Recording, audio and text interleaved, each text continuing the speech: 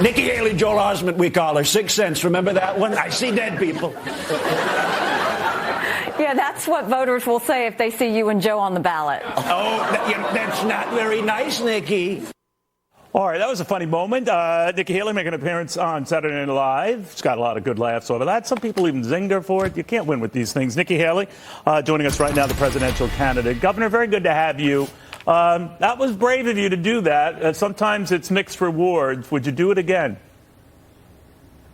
Oh, it was a lot of fun. You know, the whole point of what's happening in our country is we've got to remember how to laugh. We've got to remember that everything doesn't have to be so serious. And so, look, it was a lot of fun. It was making fun of myself. It was making fun of Trump. It was, you know, trying to get him to debate me because he still refuses to debate me. And so it was just, you know, a lot of fun. And I think that if you can't laugh at things, then that says a lot more about what's happening in our country than anything else. Now, maybe in good humor, good fun, you have been zinging him lately on the grumpy old men theme, two old guys going at it. You've had enough of that. He comes back, his people come back, you're overdoing it. Other party types say you're hurting the party, and if he's the nominee, you'll damage him. What do you say to that? I think it's the hard truth.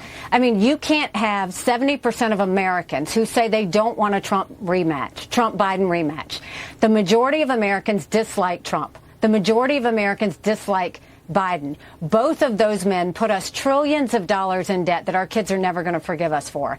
And we've got a country in disarray and a world on fire. Are we really going to have our two candidates be two men in their 80s? When you need someone who can run 8 years, disciplined, focused, ready to get to work and get things done, that's not being disrespectful. That's just being factual. And then you go and you look at the fact that every single general election poll, he's down 7 points. He's down 9 points on Biden. In some, he comes in margin of error. I defeat Joe Biden by up to 17 points. The poll that came out yesterday, I defeat him by 13 points. That's what this is about. There will be a female president of the United States. It will either be me or Kamala Harris. If Donald Trump is the nominee of the Republican Party, we will have a President Kamala Harris. That's just a fact. Well, you know, even among Republicans, though, Governor, Donald Trump beats you fairly handily in favorability among Republicans, 47% to 34%. That's one poll, YouGov. There are others that show him holding on. There are others that show now in some of these polls that he's opened up, that is, Donald Trump, anywhere from a 4 to 6 point lead over Joe Biden, again, depending on the poll. So he is kind of close to sharing your type of advantage over Joe Biden. Again, depends on the poll. So is that draw that you have not as much of a draw? Well, I mean, I think if you're showing national polls, that doesn't take into account the state-by-state races that we have. You know, we started with 2% in Iowa. We ended up with 20%. We had 14 candidates in the race. A dozen of the fellows are gone. I've just got one left. We ended up getting 43% of the vote in New Hampshire. Think about that. The Republican incumbent, Donald Trump, did not get 43% of the vote in New Hampshire. That's a problem.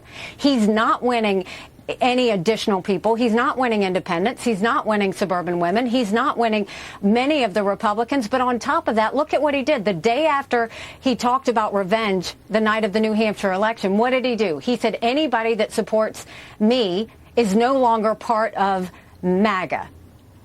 If you are running for president, your job is to bring more people in. It's a story of addition, not to go and push people out of your club. That's not what a candidate for the president of the United States does. That's somebody who's making it all about himself. This is not about himself. Whether it was the night of the New Hampshire elections, whether it was after his court case that he lost, the problem that I have, at no point did he talk about the American people, Neil. At no point did he talk about the debt that we're in. At no point did he talk about the fact that, you know, our kids need to go back to the basics in education. Only 31% are proficient in reading. At no point did he talk about this open border that's out of control. At no point did he talk about the wars that are happening around the world and the fact that we need to prevent war, not start war. He's not talking about anything but himself, and that's the problem. We can't go through 4 more years of chaos. It's just, we won't survive. But I know what you've been saying. I know that the polls, and they don't look good for you in your state of South Carolina. That could change. You said a couple of days ago, I hope I'm right about this, I'm not going anywhere, referring to leaving the race, that's not going to happen. You obviously are raising a great deal of money, $16.5 million in January alone. That's your biggest monthly fundraising total like ever. And it's actually picked up steam post some of these races that you lost. So you have good reason financially to stay in it. But after South Carolina, let's say you don't win there, what's the justification?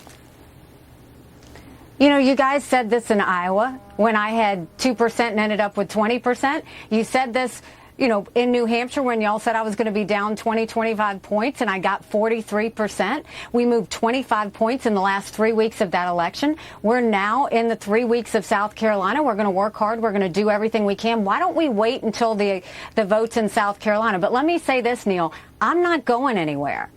We don't do coronations in America. 2 states have voted. 2. It's 1,215 delegates to become president. Trump has 32. I have 17. We've got 48 states and more territories that need to vote. Let's let these votes happen.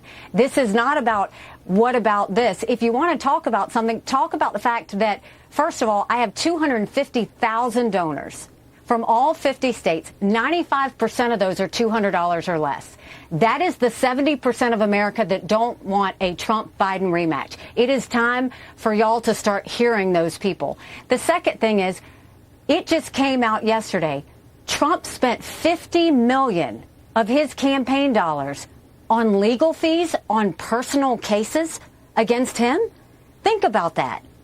That's why he's not on TV in South Carolina. That's why he hasn't been here yet. That's why he's not doing rallies.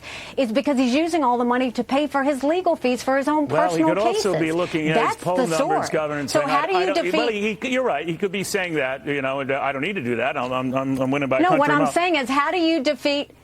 How do you defeat Joe Biden if all of your money is going to legal fees? Tell me that. He, out of his own mouth, said, I'm going to spend more time in a courtroom than I'm going to spend campaigning. That's a problem.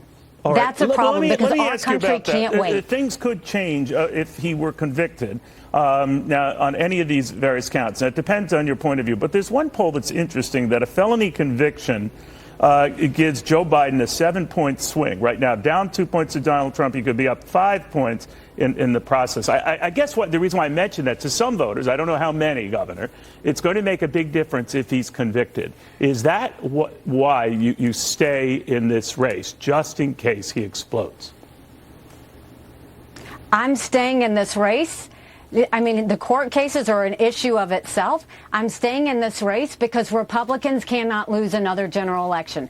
We lost in 2018. We lost in 2020. We lost in 2022. How many more times do you have to lose because of one person before you say maybe this isn't a winning combination? That's why I'm staying in. I'm staying in because I don't want my kids to live like this. I don't want anybody else's kids to live like this. We've got to start really focusing on what matters. America is too distracted. And when America's distracted, the world is less safe. And we're seeing that play out in front of us. We have to wake up and say, now is the time to right the ship. Now is the time. I have no issues with Donald Trump. I voted for him twice. I was proud to serve America in his administration. This isn't personal for me. All right. This is personal when it comes to the future of my kids. You know, I talked to a lot of Republican operatives all over the party, Governor, and I don't know whether I'm a glutton for punishment. They'll each tell you something different. But they do, even those not supporting you, admire you greatly and your past and your record as a governor, you an ambassador. But they get a little nervous when you criticize Donald Trump because they think you'd make a great running mate. Now, of course, who knows how that'll go. A lot of people say it would be perfect because you could get him the independence and the kind of support he would need in a general election.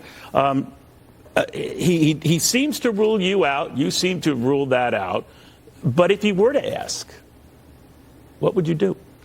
I am not interested in being vice president.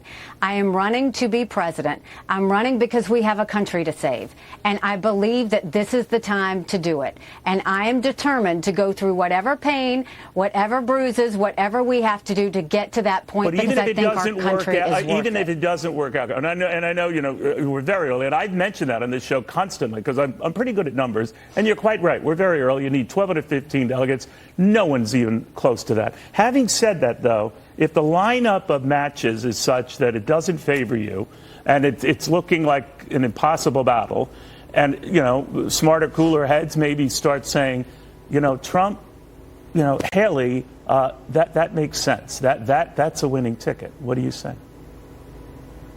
This is what I'll tell you, Neil. I'll let you know. Maybe I'll give you a tip or a first heads up when I pick my vice president. Yeah. How about that? I had a feeling you were going to answer that way. Well, I still had you, Ambassador. I do want to get your take on this border bill. Donald Trump has famously said that Republicans who vote for it should be ashamed of themselves. We're going to have Senator Lankford with us shortly, who's amazed at the response it's getting and wondering if maybe that could be because Republicans might feel that they're in a better position not to have something like this, that it could help Joe Biden and it wouldn't help them. How are you on this? There's two things going on here, and we have to speak hard truths. First of all, everybody's tired of a do-nothing Congress. I mean, can they do anything? Because we've seen nothing out of Republicans or Democrats. They have an inability to get anything done. The second thing is you can't have Trump sitting there saying don't do anything until the election. We have a completely open border. America's acting like it's September 10th, and we better remember what September 12th felt like, because it only takes one person to cross that border to create a 9/11 moment.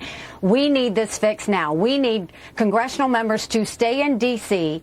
and not leave until they figure this out. Does that mean this measure? Does that mean this measure, Ambassador? I know you said it has warts and some issues like that, but if this is all it's going to be, with maybe slight variations, better this than nothing?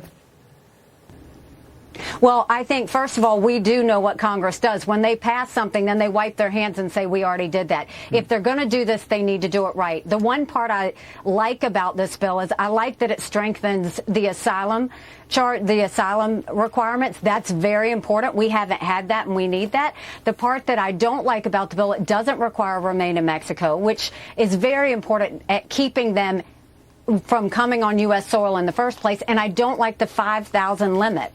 We don't want anybody to come in. We can't say only when 5,000 people have crossed the border. They need to stay there. They need to figure this out. They need to adjust it, amend it in any way that they can, and they should not leave D.C. until they get us a border bill. And no, we are not waiting until the general election to do this, and it's irresponsible to say that Congress has to wait until a general election because Trump is worried that he's going to lose.